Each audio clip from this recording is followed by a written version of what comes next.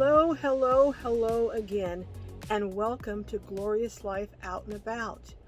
I recently did an interview with Dr. Tanya Gilbert, and there were so many inquiries about a tour of her rig that I am back to do that tour.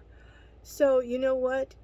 You've already been introduced to her if you saw the previous video. If not, go back and watch this.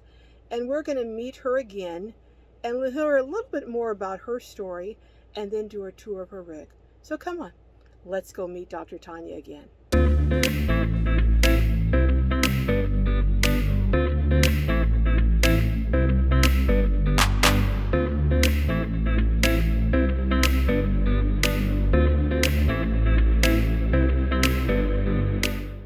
Well, hello, Dr. Tanya. It's good to see you again. The last time that we spoke, you were talking about the difference between peace and comfort. But many people commented and said they really wanted to know a little bit more about your nomad life and how you made the decision, aside from seeking peace and comfort, to get involved in your nomad life. So today that's what we're going to go into. So can you tell me a little bit about how you decided to go from a sticks and bricks into a Class A RV? You were telling me that you were living in a 55 and older community? Hello, Carol. Yes, I was living in a 55 and over community. And when I first began to live there, it seemed like that was the right place to be. You know, for me at that time, I was seeking a sense of safety. And where else could you be safe? In a 55 and over community. You know what they say about seniors? They know all their neighbors, and I missed that from growing up. I thought that would be a plus, especially since I was living alone, just me and my dog. Mm-hmm. Yeah, and I did that, and just over time, it just started to feel as though I needed something else, something more, something different. And I also started to feel a sense of sadness, you know, and kind of lost, because I've been living here and got to know these people. And as people age, you know, we have health problems. I have chronic health problems myself. And people just kind of seem to start settling into whatever life was just giving them and not exploring. And that's just not the spirit that I have. And so I started feeling like I was waiting, just sitting in the assembly line, just waiting my turn, you know. You had said about you would, over the years, watch ambulances coming in with the sirens on and then going out with them off, and watching this year after year impacted you. And you just said you had told me you had the feeling like you were just sitting there waiting for your turn to die. Yeah. You had talked about that you weren't seeing a lot of joy there.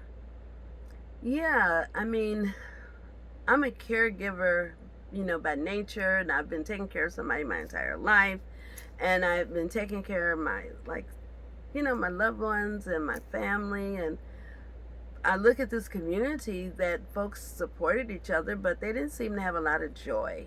And it didn't matter what you do. It seemed like they still couldn't find enough happiness to carry them, you know, to the next thing.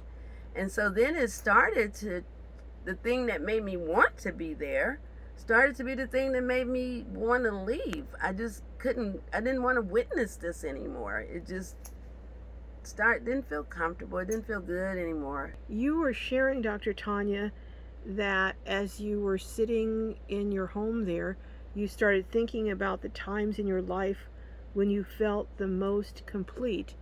And you had shared that you had done a lot of camping, and even camping in a leisure van with your kids, and you were thinking how happy you were during those times. So is that what led you to start considering a nomad life? Well, that was a very significant part of it.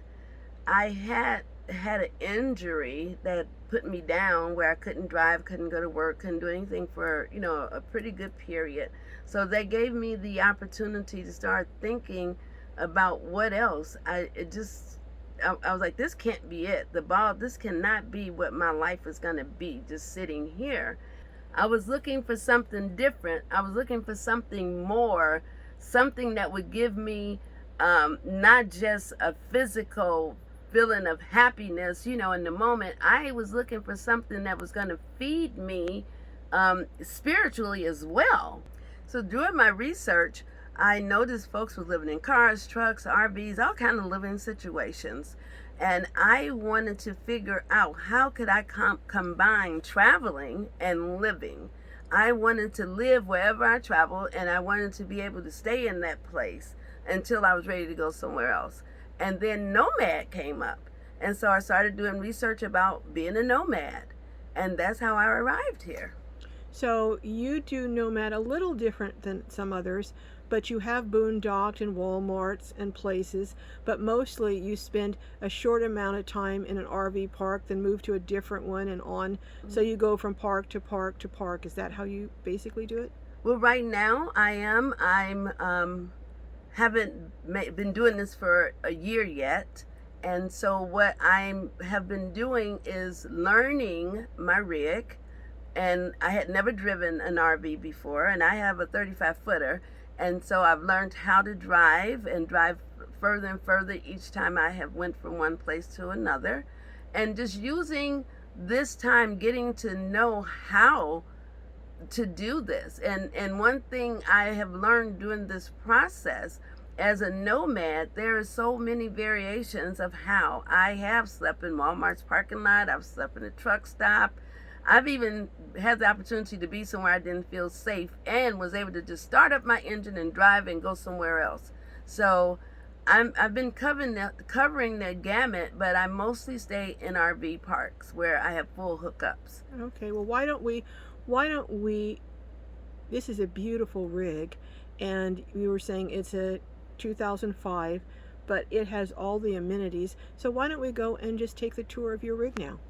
Okay, well, this is the pilot's cockpit. That's the steering wheel over there. Oh my goodness, I didn't realize that was a steering wheel. And this is the chair. This is the chair I literally drive in. It moves. I got it locked in, but it turns around. Okay.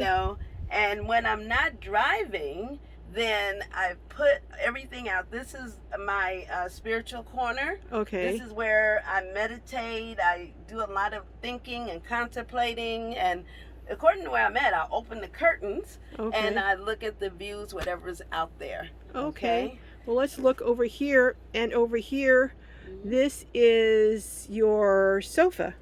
Yes, this sofa. Now, does this pull out into a bed? This pulls out into a bed, and I must say the bed is extremely comfortable. Okay. And what I like about this, I don't have to do a bunch of lifting. It's just kind of move the pillows and pull it out, and the pillows become the mattress. Okay.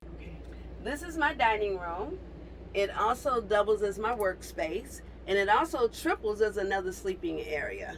Okay. It also has lots of storage underneath right here, and above is a lot of storage up there.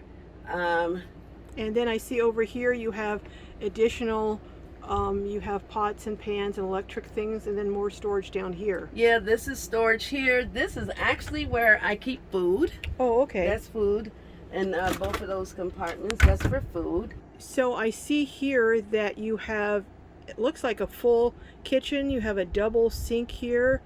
And now I'm looking at a microwave, but also I see here that you have, it looks like a 3-burner stove, but it doesn't look like you have very much access to that. So how do you actually cook?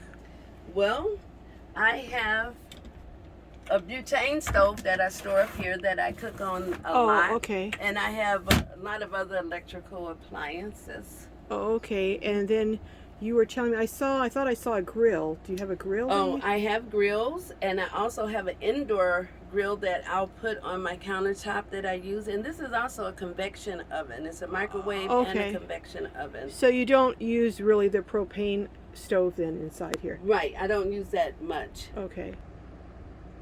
I see that you have a really large refrigerator here, and it looks like it has, do you mind opening it? It looks like, wow, that's... Yes, this here is double doors, Okay. double door refrigerator. Wow.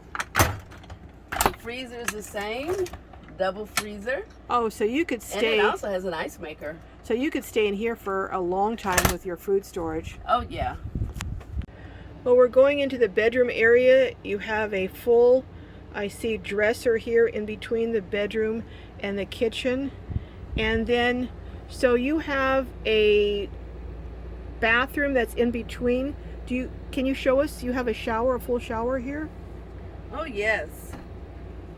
Yes, and what I love about it is a full-size shower. Let me show you the shower. Oh yeah, that's a, oh, and you have that, is that a skylight up there? Yes, I have a skylight, and you can sit there. You know, it's really great, you know, Wow. that you can So, sit. so you don't have a wet bath, your toilet is separate from this? Yes, yes. it's Okay, and separate. then your sink here. So let's look into your bedroom area. Wow, it looks like you have a very large bed. What size is your bed? This is a queen-size bed. Okay. It lifts. It has storage under it. Wow. As well as it has drawers all around it, and it has a nightstand on each side that has drawers on the nightstands as well. And I see you have a really, really large, nice closet. Can you open that for us? Yes, I love clothes. Wow. And so this closet is the same on the other side. Okay. You know, it's clothes, and then I have the side over there that's storage for shoes. And then you have These are drawers beneath, and then you said your bed pops up and you have storage under there. Also, this is the second slide. You have a slide in your living area, but you have a slide here. And you were telling me that even with the slides in, you have full access to the rooms? Yes, with the slides in, I have full access to everything inside of my RV. I can come lay in the bed. Well, thank you again, Dr. Tanya, for being so gracious, rather, to share your beautiful home with us and answer all of my probing questions. But this won't be the last time that we will be hearing from you, as you agreed to perhaps come on and answer some questions that some of my globies might have about different things. But wish you well on your journeys around in your beautiful home, and we will see you down the road again, hopefully sooner rather than later. Thanks so much, and take care. Bye-bye.